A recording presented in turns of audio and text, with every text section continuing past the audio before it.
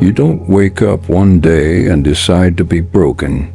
It happens quietly, in pieces so small you don't notice when they fall off. A missed call you don't return. A dream you stop talking about. A version of yourself you keep postponing until later. At first, you tell yourself you're just tired. Everyone gets tired, but tired eventually turns into numb, and numb turns into something heavier, something that sits on your chest even when you're smiling.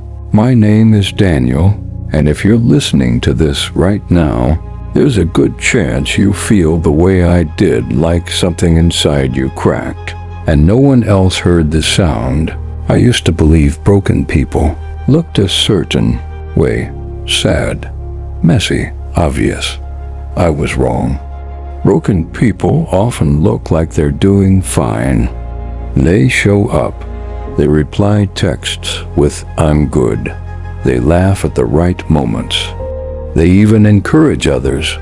Meanwhile, they're quietly drowning in a life they don't recognize anymore. I remember the exact moment I realized something was wrong with me. It wasn't dramatic. No shouting. No tears.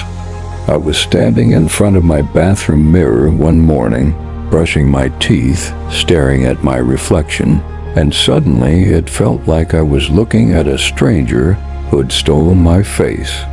Same eyes, same mouth, but empty.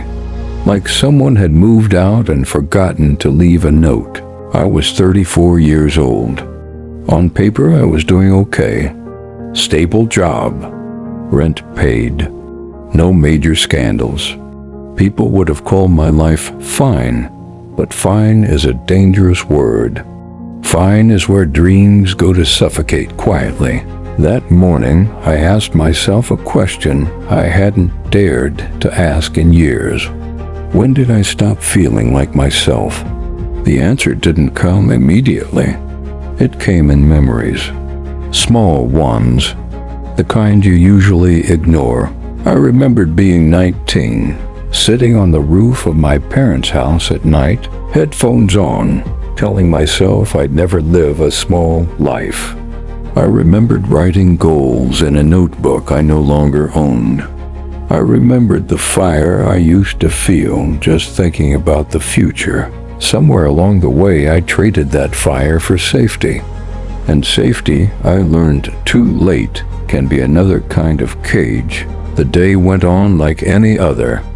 I went to work, answered emails, attended meetings where people spoke without really saying anything. I nodded at the right times. But inside, something kept whispering, "Is this it? Is this really all your life is going to be?" That whisper grew louder over the weeks. At night, I'd lie in bed, scrolling endlessly, watching other people live lives that looked bigger than mine. Travel, love, risk. I told myself not to compare, but comparison wasn't the problem. Regret was. I had become an expert at postponing my happiness. After this promotion, after I save more money, after I feel more confident, after things calm down. But life doesn't wait for you to feel ready. It keeps moving, quietly leaving you behind. The first real crack came when I missed my mother's call. She had called 3 times that evening. I saw the phone light up. I ignored it, not because I didn't love her, but because I didn't have the energy to pretend I was okay. She left a voicemail I didn't listen to until the next day. Her voice was soft, too soft. She said she just wanted to hear my voice, that she had a feeling I wasn't myself lately, that she hoped I was eating well, that she loved me. I sat on my office chair and stared at the wall for a long time after that. Something about being seen, really seen, terrified me more than being alone. A week later, I found myself sitting in my car after work, engine off, hands on the steering wheel, unable to go inside my apartment. I don't know how long I stayed there. 10 minutes. An hour. I just remember thinking, if I disappear for a while, would anyone notice? That thought scared me enough to finally admit the truth. I wasn't just tired. I wasn't just bored. I was lost, and being lost as an adult is different. There's no map. No one pulls you aside and says, here's where you went wrong. People expect you to have it figured out by now. So you suffer quietly, ashamed that you don't. The twist is this. The breaking point didn't come from failure. It came from success. 2 months later, I got the promotion I had been working toward for years. People congratulated me. My inbox filled with messages. My boss shook my hand and told me I'd earned it. That night I went home, sat on my couch, and cried harder than I had in a decade. Because instead of feeling proud, I felt trapped. That's when it hit me sometimes. The thing you think will save you is actually the thing that confirms you're stuck. I realized I had built a life that looked impressive from the outside, but felt unlivable on the inside. And the scariest part? I was the one who built it. For weeks, I walked around with that truth burning in my chest. I tried to ignore it. I tried to drown it in routines, in noise, in distractions. But once you see the truth, you can't unsee it. One night, unable to sleep, I opened an old storage box I hadn't touched in years. Inside were notebooks, photographs, letters, pieces of a younger me who believed in possibility. I flipped through a notebook and found a sentence I had written when I was 21. Promise yourself you won't stay where your soul feels small. I laughed out loud, a bitter laugh, because I had broken that promise in every way possible. That was the night I made a decision that didn't make sense to anyone else. I didn't quit my job. I didn't move cities. I didn't announce some dramatic life change.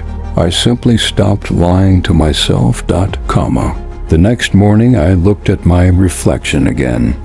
Same face, same tired eyes. But this time I didn't look away. I said out loud, I don't know how to fix this yet, but I know I can't keep living like this. That sentence changed everything, because admitting you're broken isn't weakness. It's the beginning of repair. From that moment on, small things started shifting. Painful things, uncomfortable things. I started saying no. I started disappointing people. I started sitting with my feelings instead of running from them. Not all transformations look like blow-ups. Some look like loneliness before clarity, silence before peace, loss before alignment. And just when I thought I was finally moving forward, life tested me again in a way I didn't see coming. The test came quietly, disguised as an ordinary phone call on an ordinary afternoon. It was my father. We weren't close. Not distant in a dramatic way, just paused.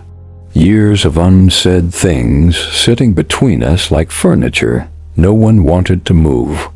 He asked how work was going. I said fine. He said he'd heard about my promotion. He said he was proud of me. Those words should have landed like comfort. Instead, they felt like pressure, like confirmation that I was playing the role everyone expected, even as it drained me. Then his voice changed, slower, careful. He told me he'd been in the hospital the night before. Nothing life-ending, he said quickly, as if to protect me from worry. Just a warning sign, the kind that forces you to pay attention. After we hung up, I stared at my phone, realizing how fragile time actually is, how easily later can be stolen from you. That night, I walked through my apartment, noticing things I had ignored for years. The silence. The way everything was exactly where I left it, because no one else lived there. The life I had built was efficient, controlled, and unbearably lonely. I started asking myself harder questions, the kind you can't Google. Who would I be if no one was watching? What am I actually afraid of? And the most dangerous one, if nothing changes, can I survive my own future? The answer to that last question scared me, so I did something small, almost stupid. I emailed my manager and asked for a meeting. When I sat across from him the next day, my heart was pounding. Not because I wanted to quit, but because I wanted to tell the truth. I told him the job was killing something inside me. I told him I felt disconnected, burnt out, lost. I expected disappointment, maybe anger. What I didn't expect was silence. Then he leaned back and said, "You're not the first person to sit in that chair and say this. You just might be the first to say it honestly." He told me something I still think about years later. He said most people don't leave jobs, they leave themselves first. And by the time they notice, it feels too late. I didn't leave that meeting with answers, but I left with permission to question my life without shame. Weeks passed. I began therapy, something I used to believe was for people who were really struggling. Turns out, I was really struggling. I just hid it well. Therapy didn't fix me. It stripped me. I talked about things I hadn't named before. My fear of being average, my need for approval, the way I tied my worth to productivity, the childhood moments I thought didn't matter but clearly did. One session, my therapist asked me, "When was the last time you felt alive?" I opened my mouth to answer and realized I couldn't remember. That realization broke me in a way I hadn't felt before. I went home and sat on the floor, back against the couch, breathing through waves of grief. Not grief for a person, grief for a life unlived, for chances I never took because safety felt smarter than joy. That night I slept deeper than I had in months, and the next morning something unexpected happened. I woke up angry, not explosive anger, focused anger. The kind that says this cannot be all there is. I started writing again. Not for anyone, not for an audience, just for me. Pages and pages of unfiltered truth. Things I wanted, things I hated, things I pretended not to care about. Writing became my mirror, and the reflection was uncomfortable. I realized I had been waiting for motivation to save me, when what I actually needed was courage. Motivation comes and goes. Courage shows up when you're honest about your fear and move anyway. Here's the twist no one talks about. Healing doesn't feel like healing at first. It feels like losing your old identity. Friends noticed I was changing. Some supported me. Others pulled away. A few made jokes, said I was having a phase. That hurt more than I expected. But broken people don't need everyone to understand them. They need a few people who stay. One evening I ran into an old friend, Marcus. We hadn't spoken in years. We sat in a cafe, catching up in careful sentences. He looked tired. The kind of tired that lives behind the eyes. At some point he asked, "Do you ever feel like you missed your chance?" I didn't sugarcoat it. I told him the truth, that I felt broken, that I still felt broken, but I was learning how to listen to that brokenness instead of silencing it. His eyes filled with tears he tried to hide. That's when I realized something important. Broken people recognize each other, Not by what they say, but by what they don't pretend anymore. Life didn't suddenly become easy after that.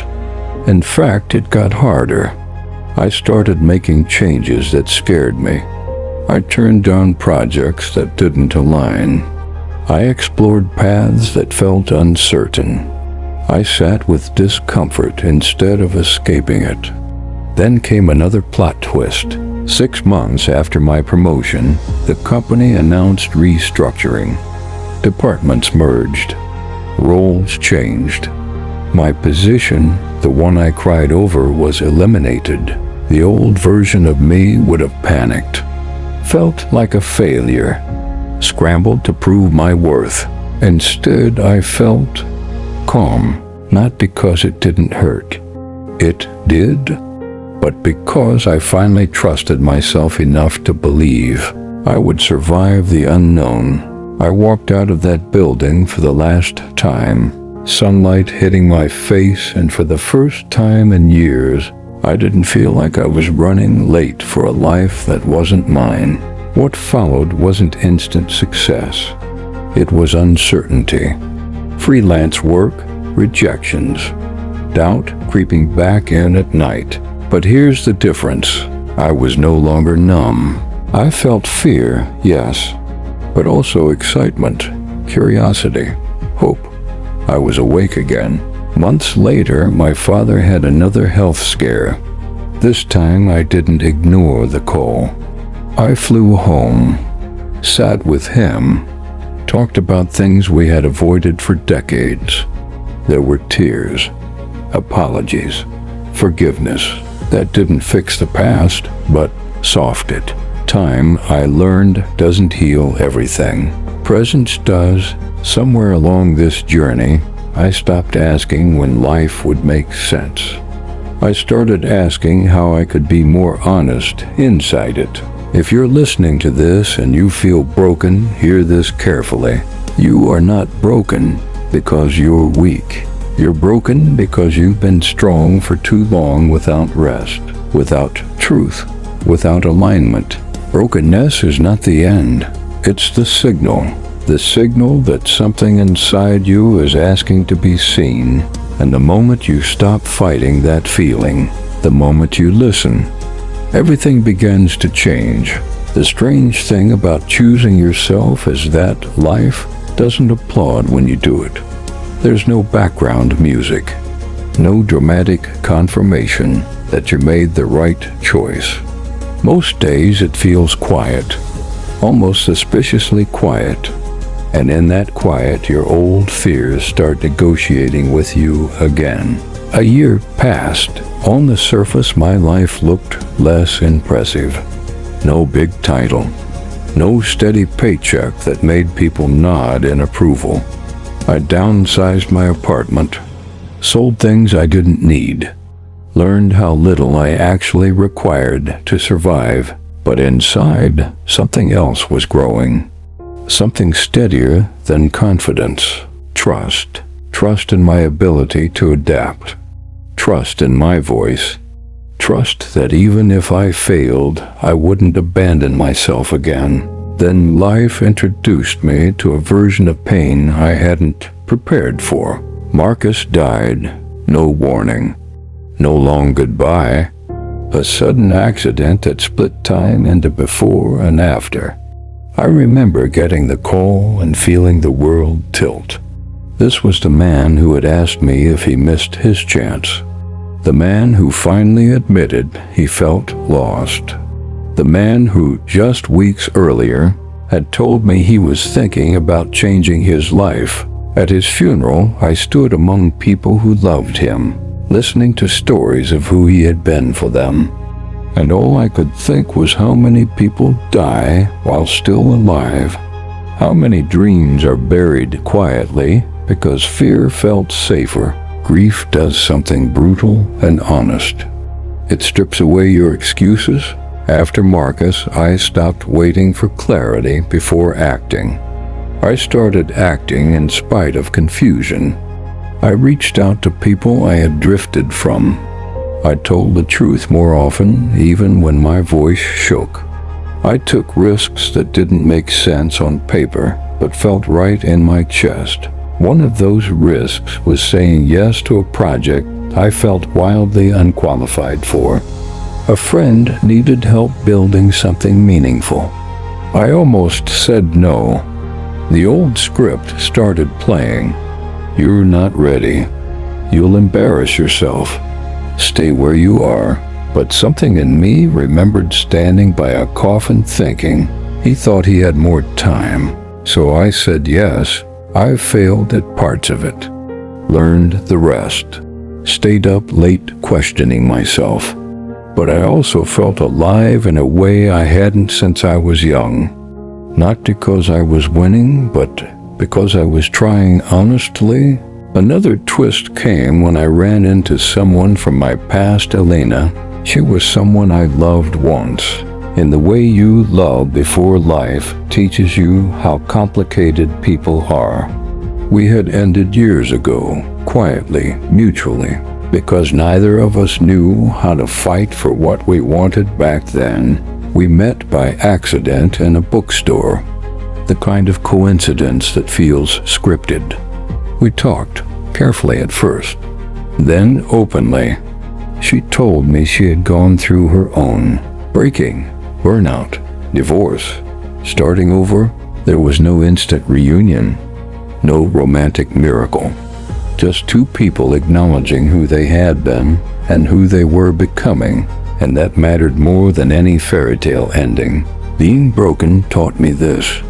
Real connection only happens after honesty. And honesty usually comes after pain. Not everything I tried worked. Some doors stayed closed. Some people never came back. Some days the emptiness returned without warning. But now, when it did, I didn't panic. I listened, because emptiness isn't a sign that something is wrong with you. It's often a sign that you're shedding something that no longer fits. One evening, sitting alone with the city lights glowing outside my window, I realized something that stopped me cold. I wasn't chasing happiness anymore. I was chasing alignment. There's a difference. Happiness is a feeling. Alignment is a direction. And broken people don't need to be fixed. They need to be aligned with who they truly are. If you feel broken right now, I want you to understand this part deeply. You're not behind. You didn't miss your chance. You are not failing at life. You are in the middle of becoming. And becoming is messy. It involves grief. It involves letting go of identities that once kept you safe. It involves disappointing versions of people who only knew the old you. But it also involves moments of peace that feel like coming home to yourself. I don't know where you're listening to this from. I don't know what you've lost or who you've been pretending to be. But I know this. The fact that you feel broken means something inside you still cares. And as long as it cares, you're not done. Life doesn't get easier. You get more honest, and that changes everything. Years later, I was sitting in a quiet room, sunlight stretching across the floor, when I realized I hadn't thought of myself as broken in a long time, not because life became perfect. It didn't. Loss still showed up. Fear still visited. Doubt still knocked when things got quiet. But the difference was this: I no longer believed those feelings meant something was wrong with me. They were signals, just like before. Only now I knew how to listen. The final shift didn't come from a big win or a public moment. It came on an ordinary day while helping someone who sounded exactly like I once did, tired, confused, ashamed, for not having it all figured out. As they spoke, I heard my old thoughts in their voice, my old fear hiding behind practiced strength. And in that moment, it hit me. I hadn't survived my breaking just for myself. Brokenness teaches you how to see others without judgment, how to sit with discomfort without rushing to fix it, How to remind someone by your presence alone that they're not defective for struggling. That was the real ending. Not success, not recognition, but usefulness, meaning. I thought back to that morning in the bathroom, staring at a stranger in the mirror, wondering when I lost myself. The truth was, I hadn't lost myself at all. I had buried myself under expectations, fear, and other people's definitions of a good life. Breaking was how I dug myself out. If you're listening to this and you feel shattered, stuck, or numb, I want you to hear this clearly. You don't need to become someone new. You need to return to who you were before the world told you who to be. You don't need to rush. You don't need to have answers. You don't need to prove your pain is valid. The fact that you're still searching means you're still alive inside. One day, without realizing it, you'll wake up and notice the weight isn't as heavy. You'll laugh and mean it. You'll choose yourself without guilt. And you won't trace it back to a single moment, just a series of small, brave decisions made while you felt broken. That's how healing actually works. Not loudly, not perfectly, but honestly. So if you feel broken, don't turn away from it. Sit with it. Listen to it. Learn from it. Because broken is not the end of your story. It's the place where your real life begins.